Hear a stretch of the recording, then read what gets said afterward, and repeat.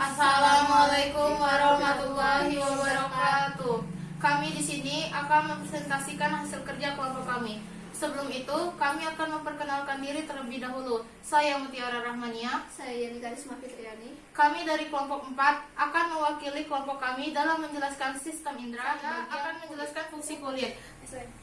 Sebagai organ terbesar yang dimiliki tubuh, kulit memiliki luas permukaan sekitar 1,5 hingga 2 meter persegi pada orang dewasa dan memiliki ketebalan mencapai 2 hingga 3 mm. Kulit terdiri atas sekitar 650 kelenjar keringat, 60.000 melanosit, 20 pembuluh darah, serta ribuan ujung saraf. Yang pertama, melindungi tubuh dari berbagai macam patogen dan penyebab infeksi. 2.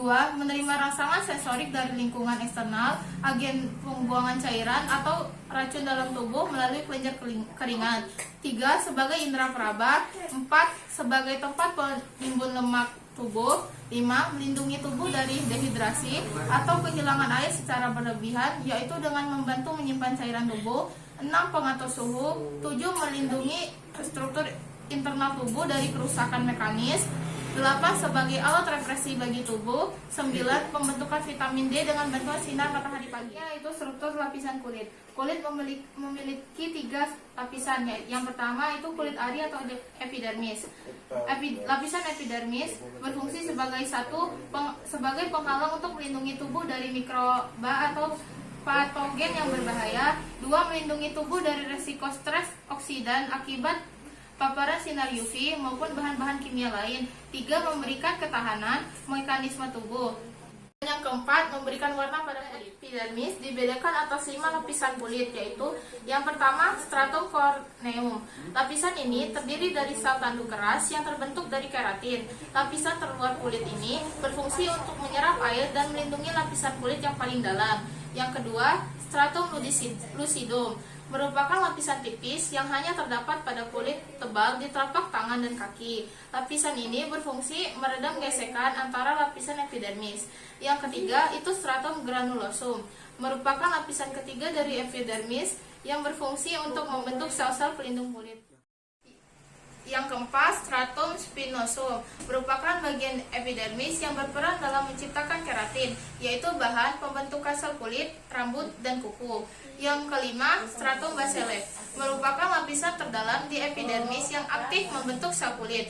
Pada lapisan ini terdapat melanosit, yaitu sel pembentuk warna kulit atau pigmen yang berfungsi melindungi kulit dari radiasi. Ada 3 lapisan sel non-keranosit yang menghuni epidermis, yaitu melanosit bertanggung jawab dalam memproduksi melanin atau pigmen pemberi warna kulit.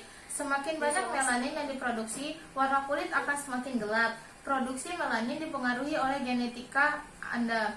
Sel Langerhans berfungsi sebagai sel penghubung dalam sistem pertahanan kulit. Sel Merkel fungsinya sebagai salah satu reseptor kulit. Ia adalah dermis. Dermis berfungsi untuk mendukung epidermis dan memiliki struktur yang lebih kompleks. Struktur penyusun epidermis terdiri dari serat elastis, serat retikuler, dan serat kolagen. Selain itu, dermis juga mengandung pembuluh darah bersama dengan ujung saraf, sistem limfatik, kelenjar keringat dan kelenjar minyak, folikel rambut, jaringan penyambung, dan sel imunitas kulit. Dermis berperan penting dalam menjaga kelenturan kulit dan mempertahankan kondisi kulit tetap prima. Dermis terbagi menjadi 2 lapisan, yaitu yang pertama lapisan papiler yang merupakan bagian yang berbatasan dengan epidermis yang mengandung jaringan terminal kapiler. Yang kedua, lapisan retikuler yang merupakan bagian terletak di bawah papiler dan memiliki ukuran yang lebih tebal. Lapisan ini terdiri dari jaringan ikat yang tidak teratur. Dalam lapisan ini terdapat akar rambut, kelenjar sebaceus, kelenjar keringat, reseptor, kuku, serta pembuluh darah.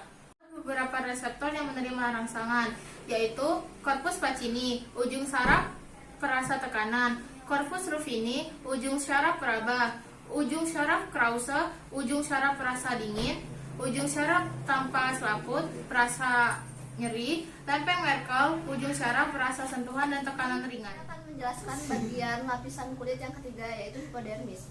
Hipodermis merupakan bagian yang terletak di bawah lapisan dermis. Hipodermis merupakan lapisan yang banyak mengandung lemak yang bertindak sebagai cadangan makanan, melindungi tubuh terhadap benturan serta untuk menahan panas pada tubuh. Hipodermis merupakan lapisan terdalam kulit yang di dalamnya terdapat pembuluh darah, limfa serta saraf yang sejajar dengan permukaan kulit. Secara umum, hipodermis memiliki berbagai macam fungsi seperti membantu menyangga tubuh bagian dalam terhadap adanya benturan, terus memberikan bentuk pada tubuh. Secara umum, hipodermis memiliki berbagai macam fungsi seperti 1. Membantu menyangga tubuh bagian dalam terhadap adanya benturan. 2. Memberikan bentuk pada tubuh. 3. Sebagai lumbung atau penyediaan cadangan makanan. Yang keempat, membantu mempertahankan. Hipodermis terdiri dari 4 unsur utama, yaitu yang A. Jaringan atau lapisan lemak yang memiliki ketebalan dan kedalaman yang bervariasi. Lapisan paling tebal berada di daerah pantat, sedangkan lapisan paling tipis berada di daerah kelopak mata. Yang B. Jaringan ikat bawah kulit yang berfungsi untuk menyangga tubuh bagian dalam dari adanya benturan, membentuk kontur tubuh serta sebagai cadangan makanan. Yang C.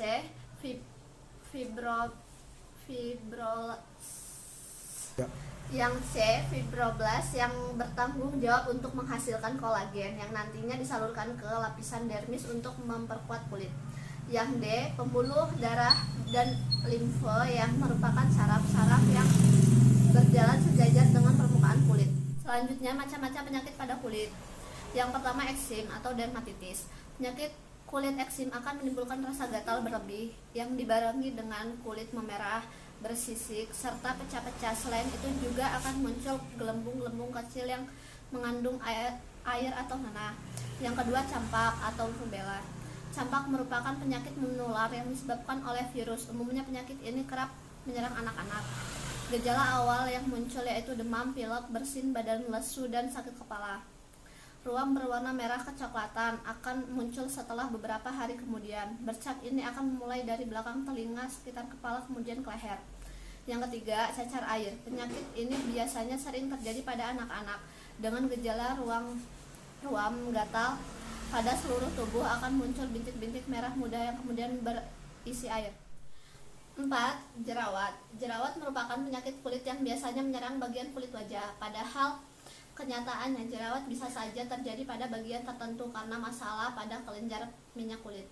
Yang kelima, kudis. Kudis adalah gatal akibat infeksi. Mekanisme kulit. Yang pertama, kulit menerima rangsangan berupa sentuhan. Ada tekanan di kulit. Kemudian, saat kulit mendapatkan rangsangan, diterimalah corpuscle pacini berupa bentuk. Kemudian, setelah rangsangan diubah bentuk, akan terjadi depolarisasi, yaitu Na+ masuk dan Ka+ keluar.